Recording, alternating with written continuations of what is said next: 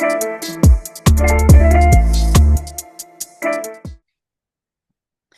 hello everyone, and welcome to another episode of Next to None. I have a great guest for you today, Rhonda Travers, and let me read her bio for you. She is a phenomenal woman in business. Rhonda is a leadership development expert, speaker, and founder of Travers Training and Consulting, where she works with organizations who want to strengthen engagement, retention, and communication. With 30 years of corporate experience, Rhonda delivers practical and proven strategies that empower leaders, ignite teams, and drive measurable business results. Community involvement is also a core part of Rhonda's leadership philosophy. She has served in volunteer leadership roles for more than 2 decades. Rhonda holds a bachelor's of science in accounting and completed multiple professional certifications, including certified public accountant, certified internal auditor, and master practitioner and certified trainer of linguistic programming, NLP for short. She's also a two-time #1 international best-selling contributing author and a televised speaker. Rhonda's mission is simple and powerful. Transform organizations and empower individuals to lead with confidence, communicate with clarity, and create an lasting impact. Well, welcome, Rhonda. We're so glad to have you. Well, I'm excited to be here. Thank you. And yes, I am a recovering auditor. Hey, that's okay though. Sometimes that makes the best leadership strategies or leadership consulting. Well, I am having a problem talking today, just for the viewership. I'm having a little bit of problem talking today with my words. So I don't know what's going on today, but we're all good. So Rhonda, tell us a little bit about yourself. Oh, great. Well, thanks. Like I mentioned, I am a recovering auditor. So I have a 30-year corporate background in internal audit, risk management, and compliance. So what that means is that I told people what they were doing wrong nicely for 30 years. And the common theme around my corporate career was I had a passion for training, coaching, and developing others. I really loved coaching my employees and helping them get promoted and really have that career development, and also working with C-suite and management levels on educating around controls and process improvement and ways to really improve. So that's why I launched my business 5 years ago, is to really focus on helping organizations with their people, creating success for their people, because at the end of the day, creating that culture where people thrive and people stay is truly, that's really going to help. It's a win. It's a win for the organization, and it's a win for the person, because people deserve to be successful in their role. Yes, I totally agree. Ron and I do very, very similar things. So we're on the same page with this. But tell us a little bit about your background in you were a CPA. I can't remember all the other things that you were master thing and this, that, and the other, certified all the way across the board. So tell us a little bit about why you got into that and what you loved about it, what you didn't love about it. Okay. Well, I really love the story of how I got into internal audit. And it was through networking. And that was back in the 90s. And so there really was as many resources as there are today to understand what networking is all about. I just stumbled into it. And it's because I loved accounting. In high school, I took an accounting class my junior year, loved it, took it again in my senior year, and I knew that that's the course of action I wanted to take in college. So fast forward to senior year, our audit professor highly encouraged, so AKA forced us to go to a networking event. And I think back when you were a senior in college. What's the last thing you really want to do? Is spend a whole evening with adults, right? So instead of having those attitude adjustment gatherings at the local establishment. So we went, and I sat with a table of internal auditors. And like I said, back in the 90s, if you were an accounting major studying for the CPA exam, internal audit really wasn't a thing. Either you went into tax and public accounting, which, ew, that was not going to be for me, or you went into with an organization in their accounting department. So I sat with a whole table full of internal auditors. So I was intrigued because I I lead by curiosity. I ask lots of questions. So I was learning about all about what internal audit was. The next day, I got a phone call from our career placement office and said, can you get in a suit and ready for an interview in 1 hour? An organization wants to interview you. It happened to be that all of those auditors at that table worked for the same company, and they forwarded my name to the hiring manager. So that's how I got into internal audit. And I loved it because it's all around people and the people behind the processes. It's understanding operations to improve operations. So it wasn't a lot of number crunching. It was all around relationships and people. So throughout my journey with corporate, I moved up the ladder and became an audit manager, a hiring manager for the department, a training manager for the department. And that's where I really found my love for training and educating and coaching and empowering my employees, my teams, and things like that. Moved around a couple of major corporations within various industries in the internal audit space. But about 20 years after with one employer, I had, moved up to management. And when I was, looking for a season of change and some additional growth in a different industry, I didn't know what to do because after 20 years, I hadn't updated a resume. I hadn't interviewed myself. So I hired a career coach. And the question she had on her survey was, if money weren't an object, what would you do? And my answer was to be a trainer and a consultant. And that stuck in with me. That was back in 2015. That stuck with me in the back of my head for 6 years. And so I kept moving forward in the corporate space. But that idea kept sticking in the back of my head of, I really want to launch my business. I just want to focus on training and consulting and helping others. And so fast forward a little bit further and into another employer. And when there was some reorganization there, where I would be keeping certain responsibilities, but not keeping oversight of employees and teams and really helping with the coaching and development of others. For me, that was the God wink, if you will, to say, you know what, it's time. And so that's what I did, is I launched my business in, it'll be 5 years, when I decided to launch my business. And if it weren't for the circle of people, especially women that I had back in the 2018 era, who encouraged me and inspired me and pushed me to say, why are you waiting to launch your business? You've got this. I would have still been hemming and hawing about whether or not to really pursue and align my passion and my purpose. And so that's how I serve today, is I work with organizations, I work with individuals on leadership and really how to focus on creating a thriving environment and creating success through performance management, setting expectations, and really developing a rapport and a relationship between the employee and their manager. I love that. I wrote down several questions that I want to ask you. Oh, sure. Okay. But I guess the first one is, what do you feel like? So now, you've worked on the corporate side of things and now you own your own business. And what do you feel like has been the hardest thing for you in building your business, owning your business? What's been that thing that's been the hardest piece? Oh, that's hard to nail down to just one. Well, give us a couple then. Oh, goodness. The hardest piece, or one of the top three, we'll say, of challenges in learning is identity. Because when you're in corporate and so ingrained in corporate for 3 decades, you don't even notice that your identity is on and who you work for and what you do. And that's it.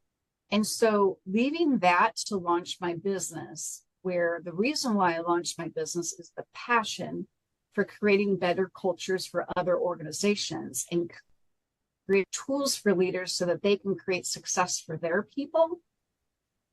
You don't realize when you become a business owner, it's great to have that passion and the expertise and the skill sets that you've built over time to do just that. Not realizing you also have to become your own IT department. You have to become your own marketing department, accounting. Okay, well, I kind of have accounting.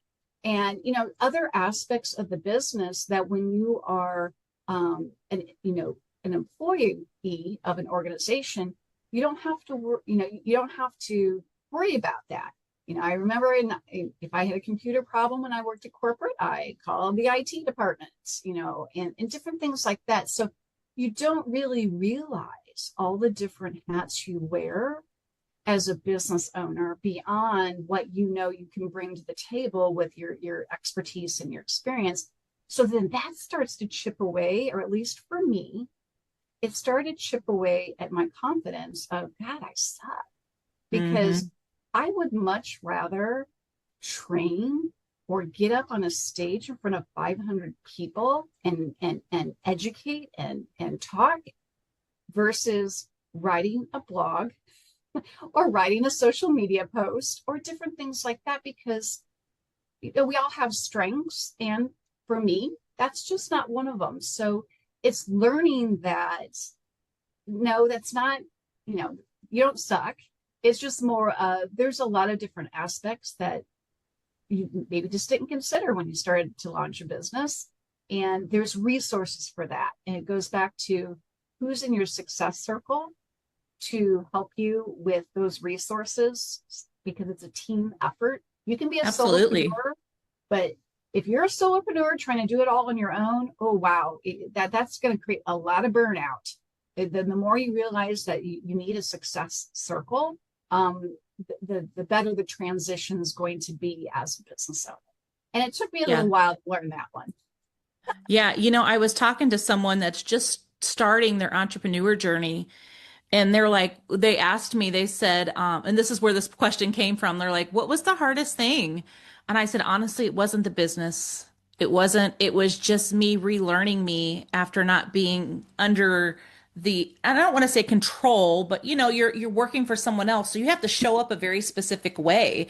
Mm-hmm, And when you shift out of that into your running your own business, you relearn yourself. I told her, I was like, I had to deprogram myself from a lot of things. mm-hmm, And then I had to determine like how did I want to show up every day, even for myself in my mm-hmm, business, right? Because you don't think about it when you're in it. Like, you're working for a corporation and you don't think about that.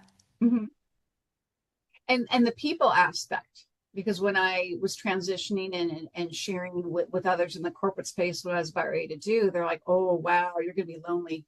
Because I'm a people person. I like people. I like asking questions. That's why internal audit was such a great Mm-hmm. alignment for me, because it's all around asking questions, building relationships, and improving processes. And so my husband has said that I ask too many questions sometimes, but I'm like, I'm I conditioned. hear that I've too. been conditioned for 30 years to do this.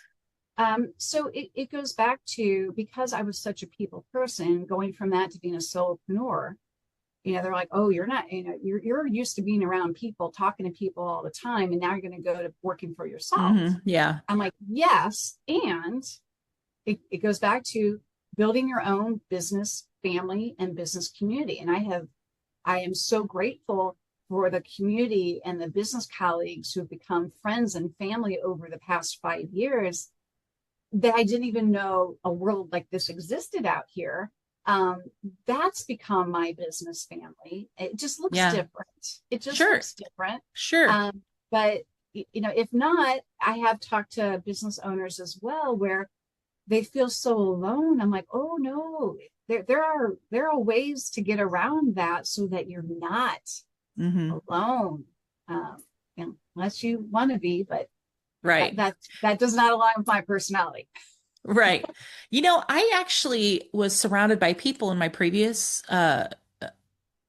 career, like all the time, all the time. And I thought I was just going to like I don't know. I just thought like, how am I going to do this? I'm surrounded by so many people and then now I'm not. And I can understand why people would think that you would feel lonely, but in truth, it gave me this space to really understand who I was Hmm. because I didn't have any outside noise telling me. I had that space to really determine who I am, who Amy is, Hmm. and what that looked like. It was pretty fascinating, honestly. Like I would do something and I'm like, why am I doing that? Hmm.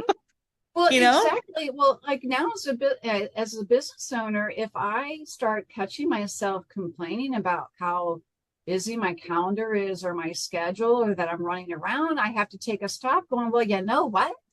I'm the one that created and allowed that. Absolutely. I can't point the finger anywhere else. Yeah. It's me. So you really learn a lot about your internal grit and your internal tenacity and Yeah. what you're made of, and start evaluating how is this serving me, and Mhm. that you have options and choices. Absolutely. The question that you said you answered on the career coach, I ask people that all the time, just randomly. I'm like, hey, if money was no object, what would you do? Because Mm-hmm. I have found that so many people do not dream. Mm-hmm. They don't look past what they're doing. And I'm like, what if you could do anything in the world? What would it be? No money. Money's not a factor in it. Mm-hmm. And it's fascinating to hear the answers that things that people would do. It is just fascinating to me. Yes. I also ask when I'm doing employee assessments for clients, Mm, question of if if you were guaranteed no failure, what would you do? Kind of the same thing. If you're guaranteed not to fail whatsoever, but then that's a whole other topic on what our perception of failure is. sure, sure. Sure is. And it's different for everybody, you know. Right. That is interesting because I'm a huge proponent of assessments. I think assessments are very telling for people, not so much to determine who someone is, but for them to understand themselves. And I think that a lot of organizations value it until it costs them. Mm-hmm. You want to talk about that for a second? Yeah, because it's I can see where others, might focus on that bottom line of what is it costing me that's tangible. Uh, Hmm. However, it's measuring the intangibles behind that. If you understand the strengths of either a candidate coming in or an existing employee, then that's going to help you align that particular individual with the role. And if you don't have alignment with strengths and the role and the motivating drivers, then that has an impact on productivity and retention and engagement. And those are all costing companies money at the end of the day. It's Absolutely. just not as visible on the bottom line until someone terminates, and then now that's costing that's a tangible item because you've got overtime, you've got recruitment costs, and all the time that it takes Hmm. to retrain and recruit and retrain one individual. And so, Yeah, but there's things that you can do before that even happens, and absolutely. those assessments are really going to help identify creating a cohesive team where there's alignment. It's funny. I have a client that I'm doing executive coaching with a couple of leaders in their organization. And I am a certified practitioner with Everything Disc. So I know the product. I think it's great. It helps you understand yourself and understand others. And so I implemented it with these two and I gave the CEO copies of their assessments. And he was like, "What is this? This is awesome. I want to take this." Mm-hmm. And it's just fascinating when people get those types of things and they look at it and they're like, "Oh my gosh, this is me." Mm-hmm. But they've never been able to put into words what they see on the paper. Exactly. And then how that relates with working with others, either employees or Hmm. peers as team members or business Yeah. partners, and shedding perspective and a light on the strengths that they have, and then how you can align that and Mm-hmm. collaborate with others that are different from you, and how that's a good thing. That's just going to create better success with that initiative, that project, that team, by knowing how to maximize everybody's strengths that complement each other. Yeah. So tell us, you international best-selling, I forget the word you said, something author, Oh, contributing author. contributing author. Sorry. I was Yeah. like, I can't remember what it was. So was that like an anthology that you did? Yes, I've had the opportunity to be in two wonderful anthologies that provide so much insight from amazing women and their journeys. The first was around tenacity, and the grit anthologies around we all have our inner tenacity and how that helps us show up every day and pursue whatever we're pursuing. And so Mm-hmm. that's where I was sharing a little bit around my journey of my tenacity journey, through, corporate space, but then also through a health journey as well, and what that happens. And then the other book is Lead, Lift, and Leave a Legacy. And that's all around, what is leadership?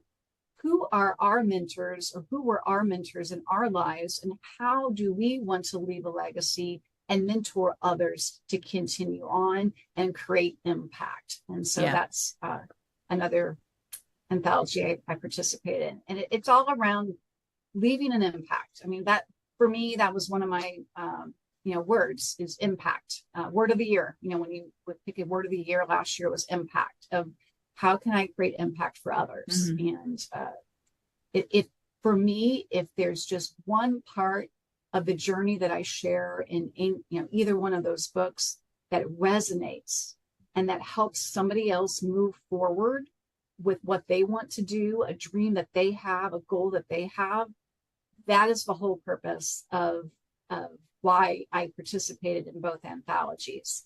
It's because I want to play it forward. There are so many individuals that helped me and impacted me in sharing parts of their journey of how they got to where they are at Mm-hmm. times in my life while I was evaluating, that I want to play that forward and do the same so that it helps somebody else out in the future. I love that. So now I'm going to ask you the question. Okay. If money were no object right now, what would you be doing? I mean, that's tough because I'm doing what I'm loving to do. I would love to speak more, train more, uh, and that also would help me, travel more. Love to see more of the world and different parts of the world. If money were an object, I would probably travel more from a personal side of things. Sure. That's not a bad thing, I don't Now, think. I would be going to more beaches. So, I do like sand, water, and sunsets. So it's one of those things, and I would see I would see more beaches. What's a dream for your business? Like, I think a lot of times business owners focus on the building of the business. They don't look at long term, like, what do I want this to be? Mm-hmm. My piece is, leaving that legacy of working with either individual leaders or working with the organizations on creating a culture for their employees that continues. To me, that's a legacy. That's Okay, but creating what about impact. you and your Oh, business? my business. I would love to grow. I would love to grow where I hire and building, and I have referral partners and other partners to help with different aspects of my business. And I want to continue to grow that because I want to continue to create a larger impact in this world. So in order to do that, in order to grow, there's only so much as one person can do. And so Hmm. until you have that ability to grow your team, however that might look, then that's going to help you continue to grow your business and the impact and the mission that you want to accomplish with your mission, with your business. And so I see growth as a necessity, because if it's just me, I can only serve so many people and Right. speak so many places. So that's kind of what I see is growth in the future. Do you see yourself as someone that mentors younger people? I mean, I really enjoy doing that. I love working, or I love talking to like college students because they're our future workforce. And Yeah. even high school, I'm involved with different organizations such as the Girl Scouts, where, I don't have children, but, helping Girl Scouts and, volunteering for different programs to help educate girls when they're still in high school to what do they want to do, going Hmm. forward. That for me is leaving a legacy, and it's creating a positive impact on the next generation. So that's truly, I love giving those skills because when I have, just last year I did that. I spoke at a university on communication and how to really answer that question. So tell me about yourself, and getting involved with intentional networking, getting into a room Hmm. that you might have a future employer, and to hear from the students afterwards to say, gosh, they don't teach this in class. Yeah. And they loved hearing real world examples as a hiring manager of what hiring managers look for in candidates and things like that. They're like, this is great because I can go to my parents, but that's not as much fun. They're looking for that external Hmm. resource. So for me to see the light bulb go off and to hear that they've learned something that's going to help them with their career decisions Yeah. and their confidence, that's the biggest thing, is their confidence. Yeah. For me, that fills my cup. So tell me that networking event that you went to that was just like, you were just like horror story of a networking group or networking that you did. I had just launched my business. So bright eyed, green eyed, and um, I went to my first networking event, and I walked in, and someone greeted me, and they said, they introduced themselves, and they go, so what do you do? And so, at that time, I didn't really have a really good way to articulate what I do. And so I said, I'm a consultant and things like that. And I probably was not very streamlined with how I describe myself. His answer was, oh, you sell air? Good luck with that. I was so deflated because, he's just saying how I want to help businesses. I'm going to be a consultant and all the things. And I'm sure that I probably wasn't very clear with how I described what I wanted to do. But to Yeah, but hear that that wasn't very back, nice. That was not a very good, nice answer. um, so it was a learning opportunity for me in a couple Sure. of different ways. And you learn along the way um, how to build relationships and navigate through the networking space. So that was one of them, is just that, and that still sticks with me. I sell air, good luck with that, but that's That's okay. so mean. And then you also experience those who the spray and pray, where you're wanting to meet somebody and they're just out to deliver their Yeah. business cards and not really making that I call that meaningful. business card roulette. Yes. So I've had, a couple of incidents there earlier on, but now over time, that definitely has evolved, but it was a learning experience because Hmm. once again, when you are working in the corporate space, you don't really get trained on how to network, and your reason for networking is so different because Yeah. I don't know about you, but like I primarily went to networking events in my industry, so like the audit industry. And it was a lot more of sharing of best practices or meeting those who might be good to join our team, our Yeah. department. So the focus of networking and the experience of networking was completely different than as a business owner. I'll have to tell you two of mine. My first one, the very first networking group I ever joined, I joined a networking group, and I got a phone call from one of they just had some leadership team like over it. I got a call from one, and they're like, "You're a coach," and I was like, "Well, no, I'm a consultant and I do coaching, but I'm not a coach." And they're like, "Well, you're not going to make money from our group." And I said, "Oh, well, okay." I and later I found out that there was someone that called themselves a coach that came in and met with every one of them and tried to sell them something. And then when they didn't get any sale, they just left. And Mm. so that was my very first encounter. I was like, oh, Oh, okay. wow. Now the connecting with people, that was part of my job at my last career. So that was easy for me. Then we had someone come and visit us, and I walked up and I was like, "Hi, I'm Amy Nunn." And it was a man, and he took my hand and he did this instead of shaking my hand. He goes, "I Oh, hate when women shake my hand hard." And I was like, "Oh, okay. My name's Amy." I was just like, that was really awkward. that is awkward. Oh man, I was just like, and that's still, and he is a very nice guy. I don't know what was, I know him now. And after that, I got to know him a little bit, but he's a very nice man. But I was just kind of like, bro, what are you doing? So, but I've had great experiences with networking. I personally look at networking as just making connections and building relationships. I don't look at it as I'm out to get, jobs from everybody that I meet. I just want to make connections, the right Yeah. connections, with I people. see it. And I see it as a puzzle. Like mhm, I love when I'm going, to networking events is you can't meet everybody. So like what are some what are some meaningful conversations to have before you leave? yeah, And it just two to three. I mean, but then it's a puzzle. And like, okay, once I want to learn what that other person does, it's like, okay, who do I know in my circle that yeah, I can connect them to? How can I connect this person or be a resource for that yeah, person?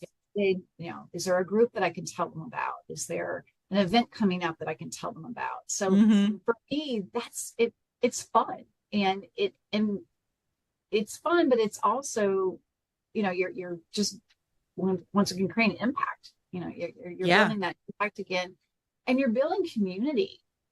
And even in the speaking circuit, I love to hear what my other fellow speakers speak around and what their area of expertise is. Because if I'm talking to someone with the potential of maybe, building a program with them, if I hear parts of their other curriculum where they're needing other areas of expertise, now I can be a resource to say, gosh, I know so and so, they speak on this. Would this align with what you're looking for this year? And yeah, it's for me, it's going back to your building connection and you're building community and you're being a resource. yeah. There's some groups that you go to and they're great networkers. They're building relationships, and I have not gotten one client outside of a personal referral from someone else that I know because it's a personal relationship that I built. You know what I Mm-hmm. mean? Like I've never gotten a cold referral from anyone. It's always been something that has been, I built a relationship with them. Mm-hmm. Yeah. And likewise is a lot of my consulting clients are referrals from my referral partners who know me, who've gotten to know me, who I've built Hmm. relationships with. They know who I am, what I can bring, How you show up. and how I show up. And because whenever you're making an introduction to somebody else, your name's kind of behind, your credibility is there as well. Mm. So, Yeah. relationships are really important that I'm not talking to you to try and figure out, oh, can we do business together? It's more of, okay, how can we be referral partners? How can we get to know each other so that if I'm talking to somebody else, we can refer each other Yeah. that way? Because once again, you're helping a need.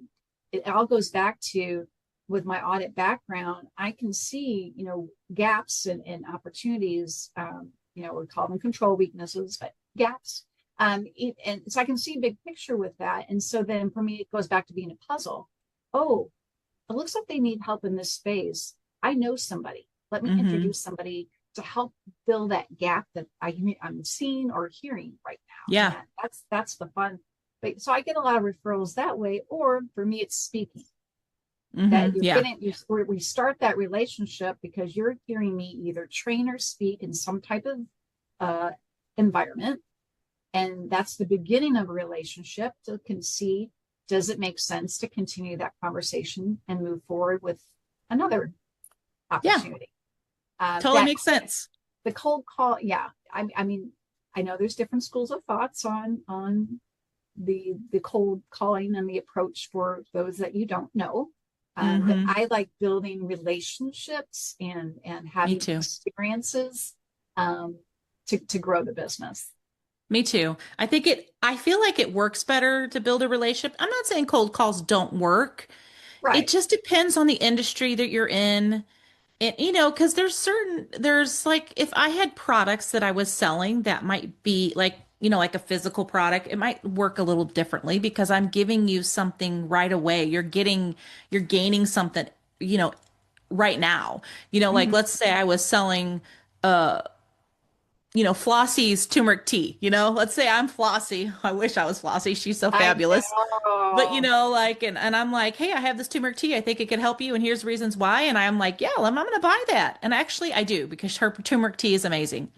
By the way, it's Flossie's turmeric tea online if you're Mhm. interested. She's fabulous and And it it works. it does, and it's amazing, and she's a fabulous person.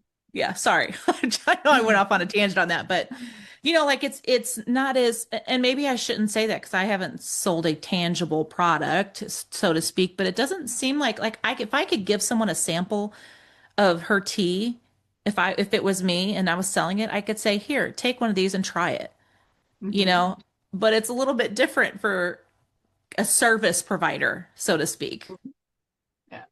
However, though, from a training and a speaking aspect, we're filling a gap because different conferences, different Yeah, associations, they need experts to come in and deliver high quality content to their members or to their teams.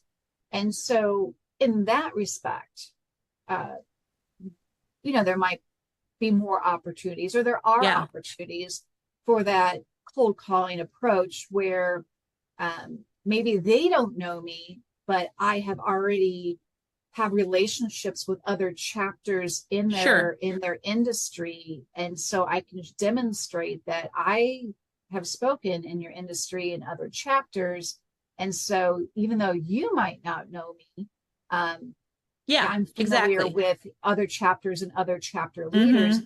And so I do approach it that way, but there's still some type of connection to that. Correct. But once Yeah, again, we're as speakers and trainers, since you're a fellow speaker and trainer, we're filling a need because those groups need yeah, experts to come in and deliver content. So we are absolutely. helping them by filling that need, even though they might not know us, but they can certainly get a flavor for us by watching a video or watching a Yeah, podcast, things like that. That's our turmeric tea sample is a podcast or another type of video yeah, to see, is this person, is this their communication style? Is this what I'm looking for to bring in for the next speaker? yeah. I love that, Rhonda. Rhonda is a wealth of information, you guys. So, Rhonda, tell us how people can get in touch with you and like your socials. Sure. My website is traverstraining.com. And I also have on there a speaking page if you'd like to learn a little bit more about the topics and my areas of expertise that I can bring into your association or your organization. And I'm also on LinkedIn. So please definitely follow me on LinkedIn. Well, Rhonda, I really appreciate you taking the time to be on today. And I know this is going to bring value. Your story will bring value to the women that are listening to this. And everyone, thank you so much for being here. And we will see you next week. You started your business full of fire. So why does it feel like you're building completely alone? The hardest part of entrepreneurship isn't the work, it's the silence. The decisions with no one in your corner, the questions with no one qualified to answer them.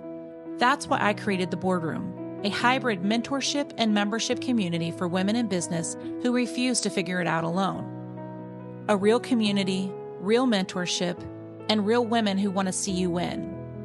No more isolation, no more second guessing, just you, your seat at the table, and a room full of women ready to rise with you.